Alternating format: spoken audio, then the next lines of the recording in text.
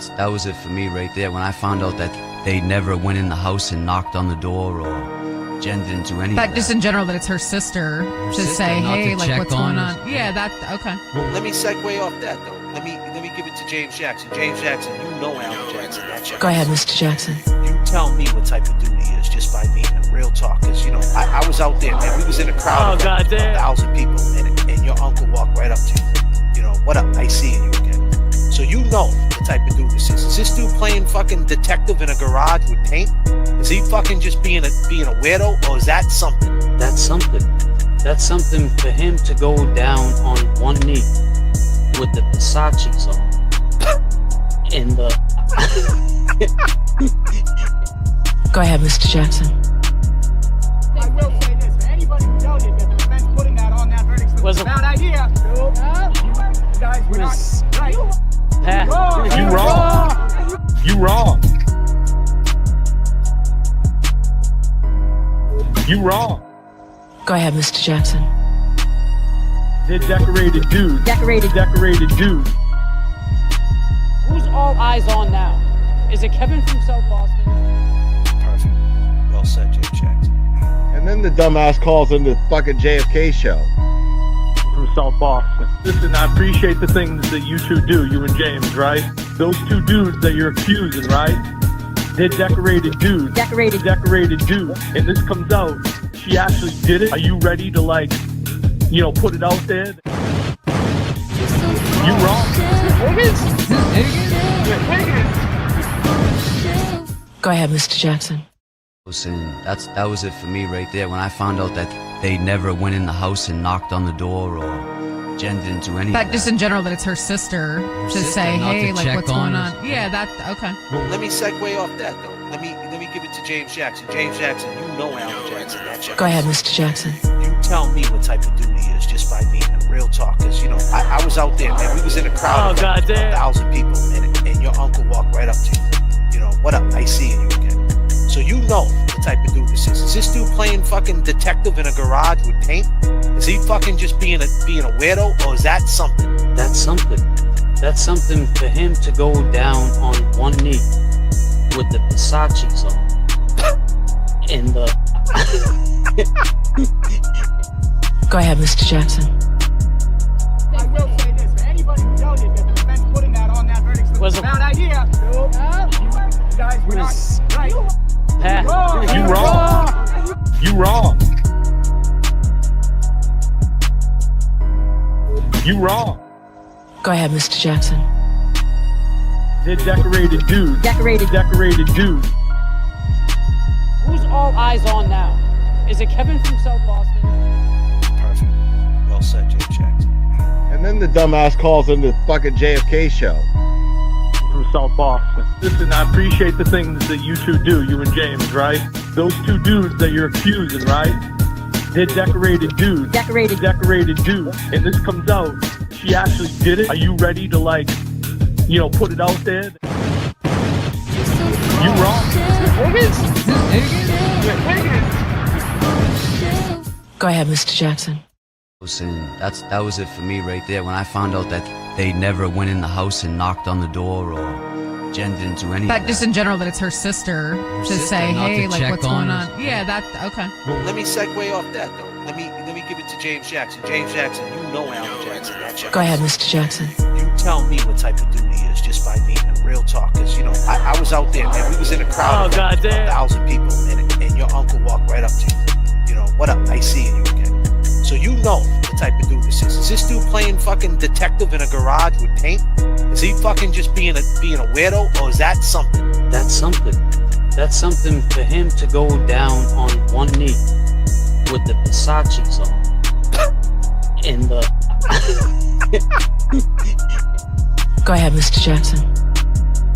I will say this, for anybody who doubted that the defense putting that on that verdict was a bad idea. You guys were not right. You wrong. You wrong. You wrong. Go ahead, Mr. Jackson. They're decorated dudes. Decorated dudes. Who's all eyes on now? Is it Kevin from South Boston? Perfect. Well said, James Jackson. the dumbass calls into the fucking JFK show. From South Boston. Listen, I appreciate the things that you two do, you and James, right? Those two dudes that you're accusing, right? They're decorated dudes. Decorated dudes. And this comes out, she actually did it. Are you ready to, like, you know, put it out there? You wrong. Go ahead, Mr. Jackson.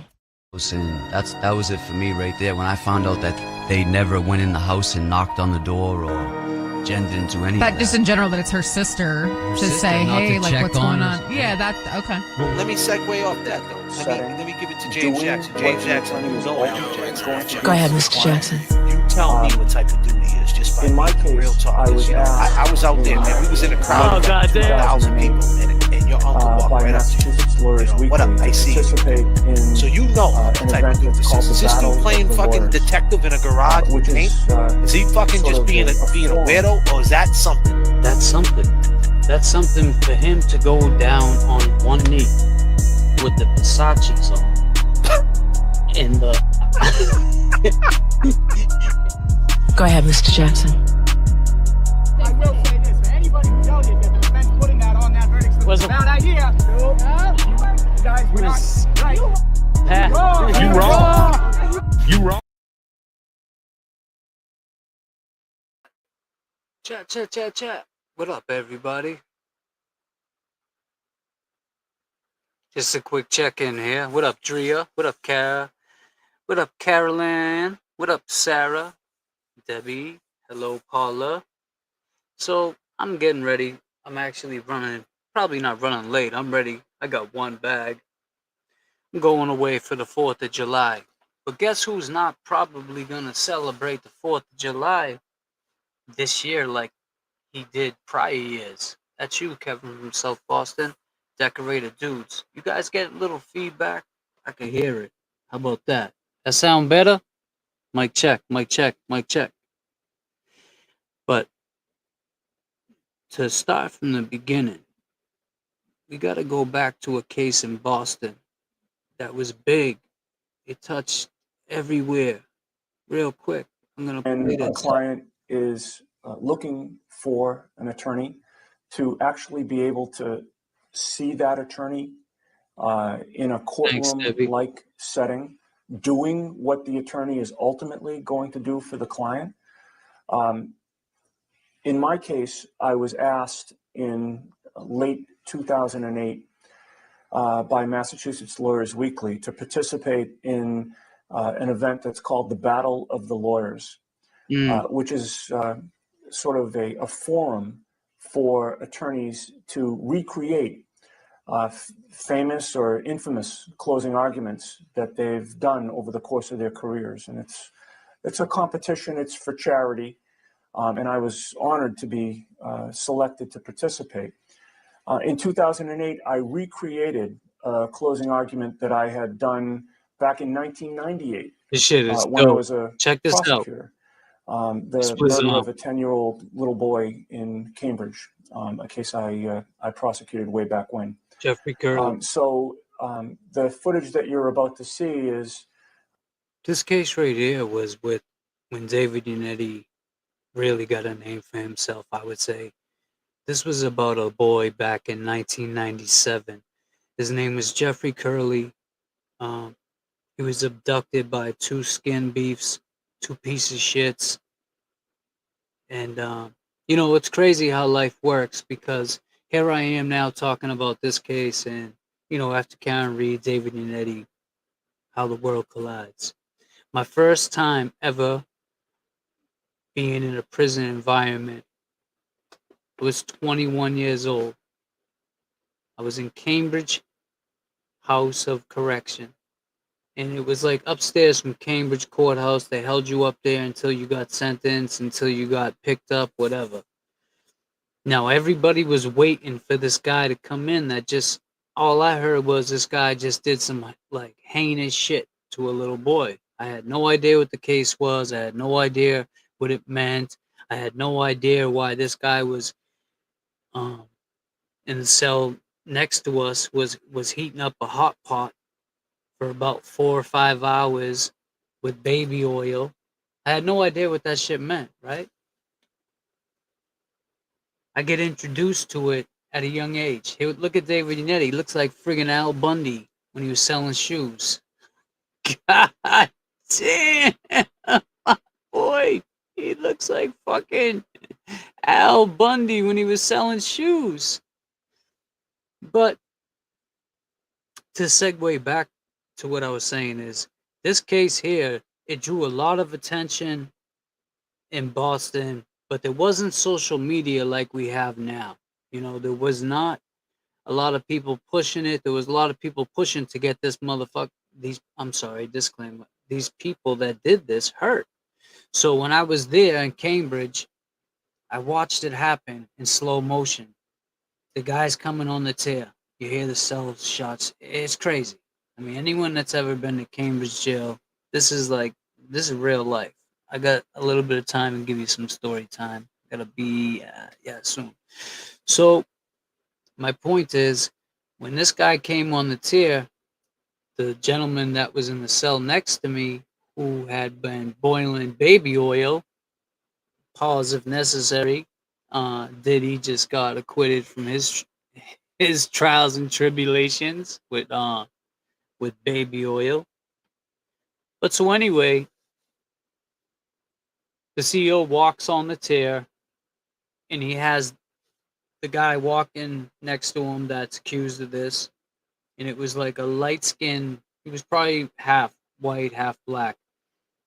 But the CEO must have knew it was going down, because he got to my cell and he did like a step back, and then bow, right in his face. Boom, baby oil burning for 4 hours in a hot pot with water, baby oil, pepper. I mean, these guys, his face looked like Freddy Krueger. And the more he pulled on it and touched it, the more the skin peeled. And I'm just looking at this dude like, holy shit.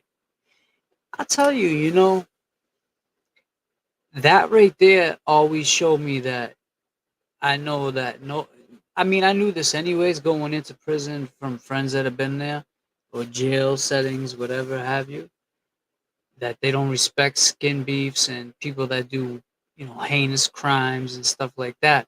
But I've never seen nothing that physical up close. So I'm going to play this real quick. This was just, hopefully I got enough time. I got to be out of here probably in 15 minutes. I'm going to New York, and then I'll be out for the 4th. No driving. I'm going to actually take the Amtrak. You know. So let me get to this real quick. Let me see if you play. My recreated closing argument. Again, Zakari eventually confessed to a role in Curley's murder. It was a lurid tale of the young boy being molested before he was killed. Zakari pleaded not guilty to charges of kidnapping and first-degree murder. He maintained that it was James, a self-admitted pedophile. God damn, calm down, bro. Zakari claimed he in no way cooperated with James or shared any James Jackson. But prosecutor David Yannetti argued that it didn't matter which man physically performed the kidnapping and the murder. Al Even Bundy if it was James himself. who actually kidnapped and murdered Curley. I'm just kidding, Dave. I love you, man. Zakari was equally culpable because he intended to commit the crimes and assisted James I had a good carrying time them out. talking with him. We'll now hear David Yannetti's closing. Let's go. Counselor, your closing argument, please. I think we might need to put a little background music. Thank you, Your Honor. May it please the court. Yes, you may. Ladies and gentlemen, over the course of the last 2 weeks, you've heard from 60 witnesses, over 200 exhibits. You've listened to a lot of testimony, much of it technical, all of it important. But I suggest to you, despite the length of this trial and the number of witnesses and the number of exhibits, this is a very simple case. That's right. When you boil it down, this case comes down to the fact that 10-year-old Jeffrey Curley left Cambridge one afternoon, and he never came home. Oof. He never came home because two men killed him, and they killed him because he would not do what they wanted him to do. Jeffrey Curley said no. Jeffrey Curley resisted, Jeffrey Curley fought. And for that, he had to die. That's why we're here today. That's what this case is about. Now, there are a couple of ways to look at this case, really. 12 of you will do that when you retire to that jury room. And you evaluate the evidence. And you come to a true and just verdict in this case.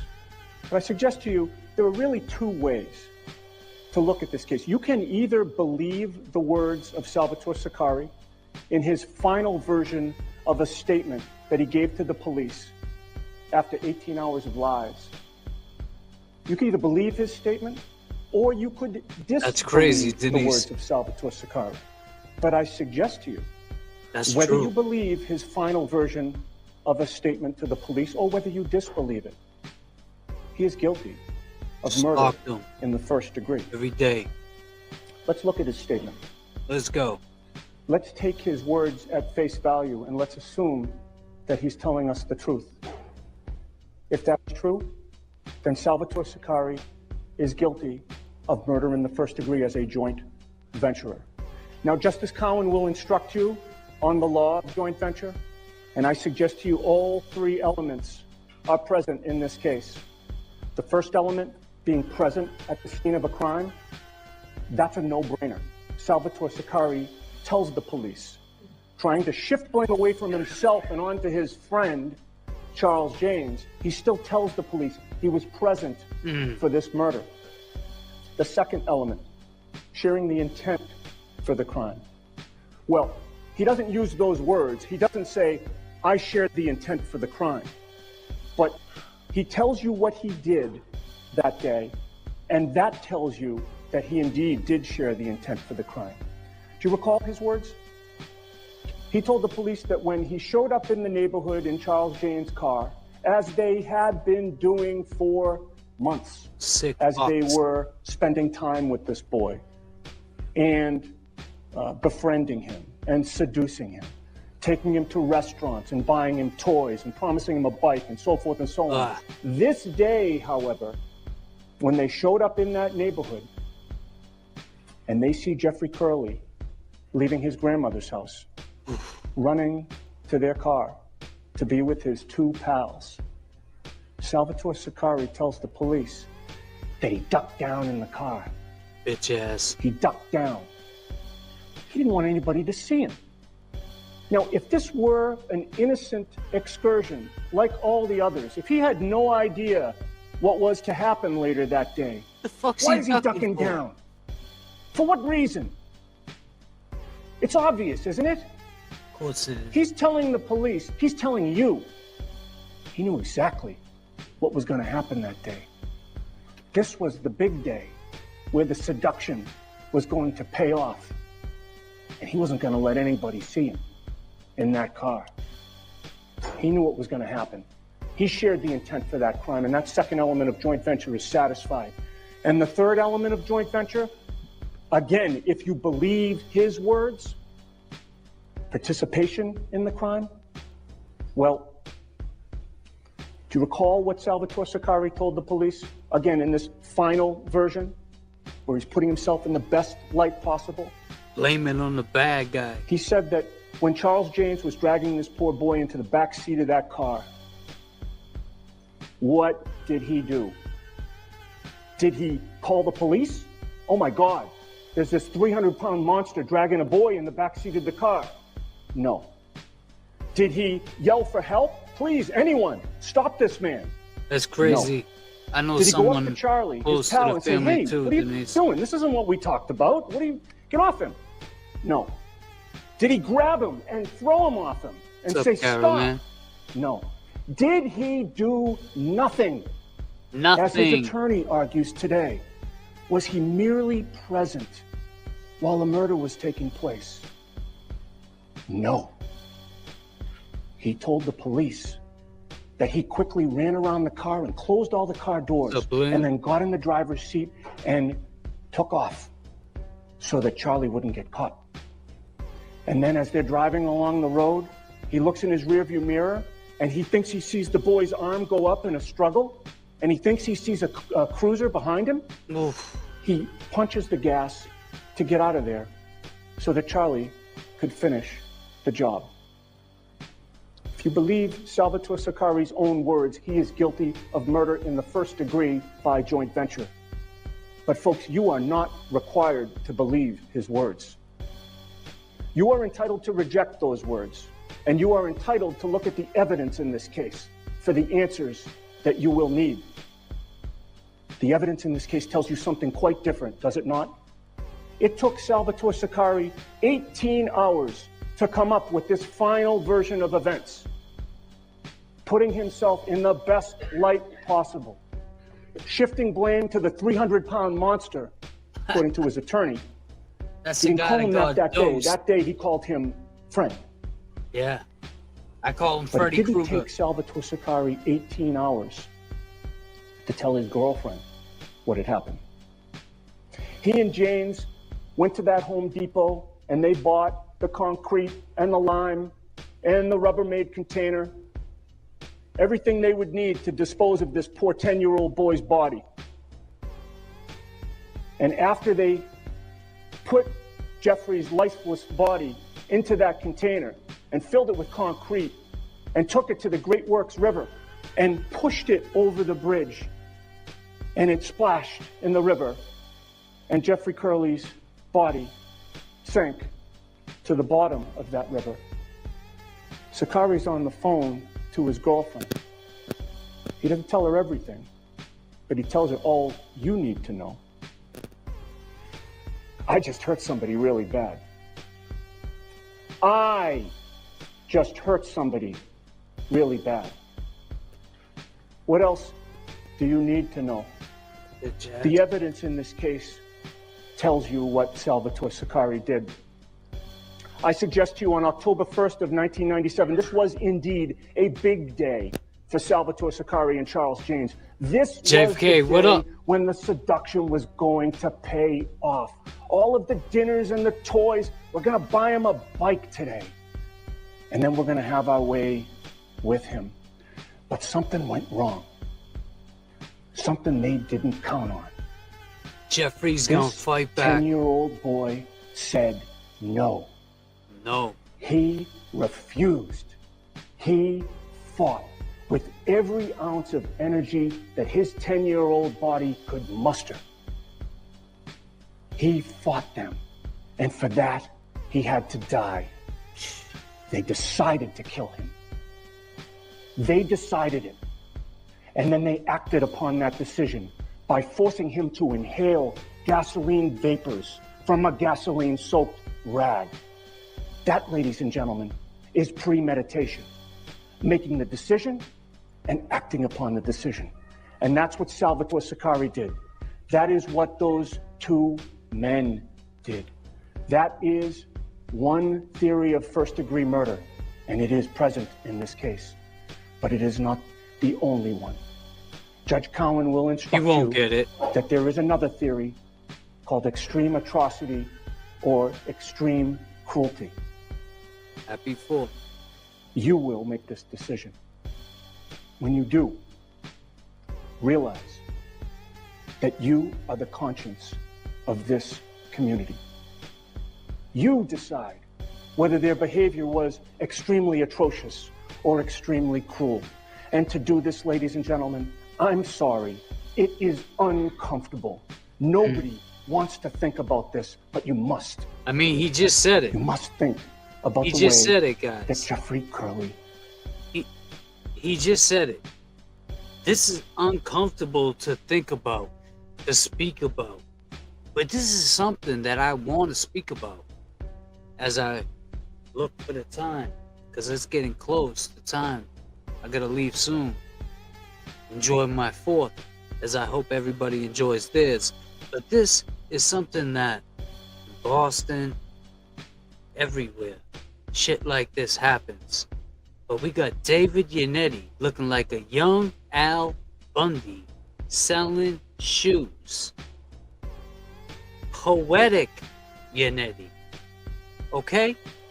He's not playing. This case, Parole? They're not gonna see parole. Go ahead. Tell them the rest, Yannetti. Died.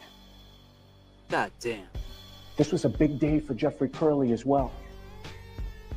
Imagine his horror when his friend Charlie and Sal are pulling him into the back seat of that vehicle.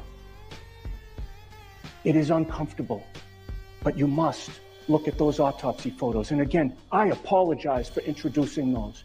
Oof. Nobody should have to look at those photos. It is unnatural, but you must, because that is your job. You saw in those autopsy photos that Jeffrey Curley had red burn marks. Because that is your job.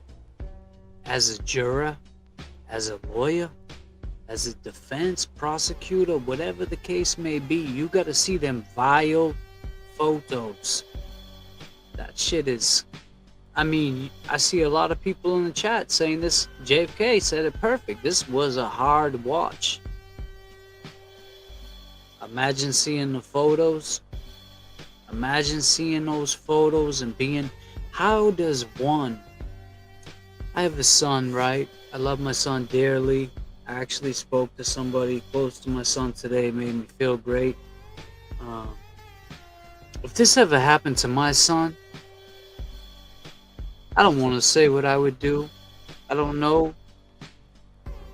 But I don't think I would be able to sit in the courtroom and be okay with listening to Poetic Yannetti go into the detail of what these two skin beefs did to my child. Disclaimer. R.I.P. Jeffrey Curley. I brought this video up because this is something I want to talk about.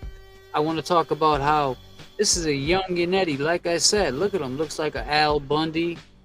Maybe has a Peg Bundy. Couple Kellys running around.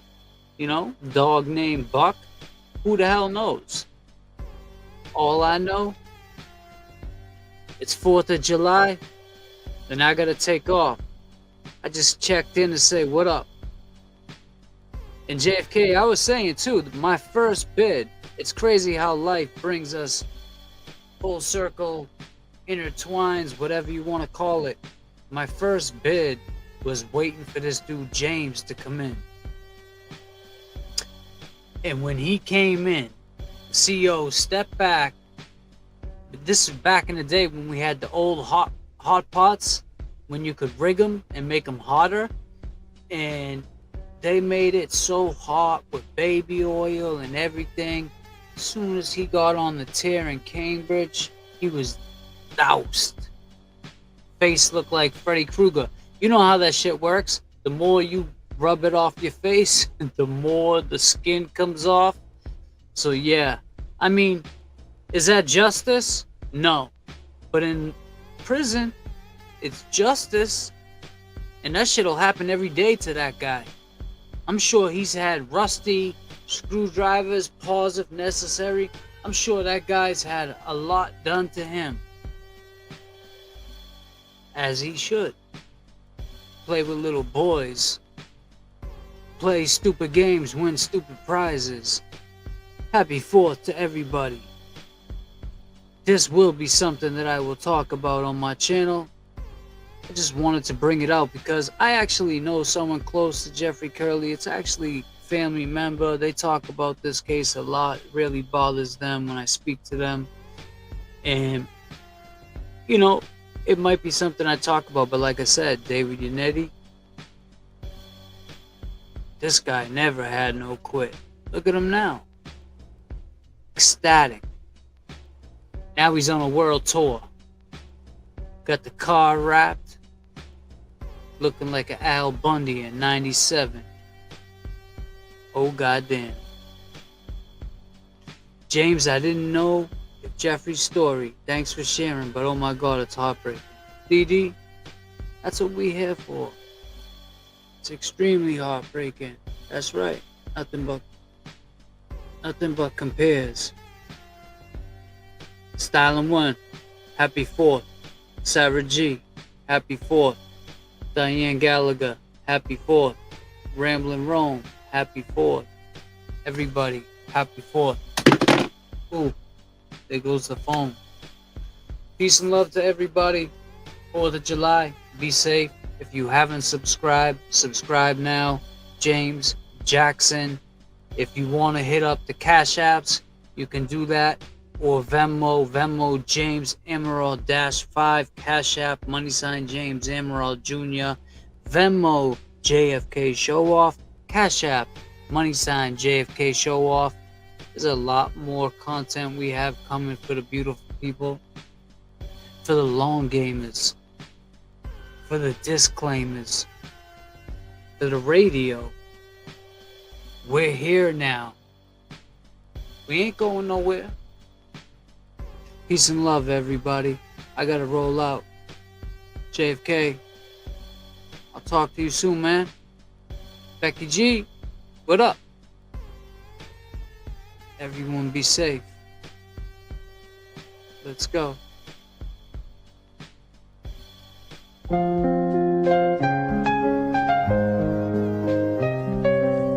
There's a place where everybody goes. It's a place not everybody knows yet. Although there could be any place at all. Day or night, it's where it's at.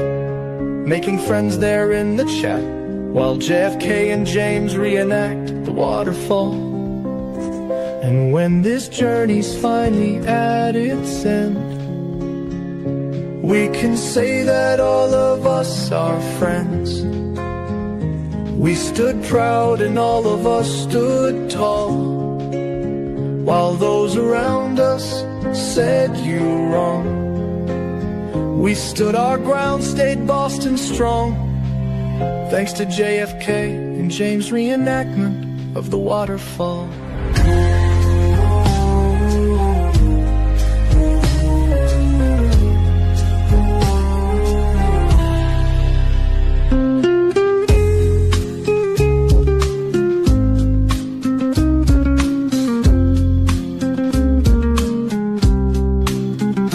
There's a place where everybody goes. It's a place not everybody knows yet. Although there could be any place at all. Day or night, it's where it's at. Making friends there in the chat, while JFK and James reenact the waterfall. And when this journey's finally at its end, we can say that all of us are friends. We stood proud and all of us stood tall, while those around us said you wrong. We stood our ground, stayed Boston strong, thanks to JFK and James' reenactment of the waterfall.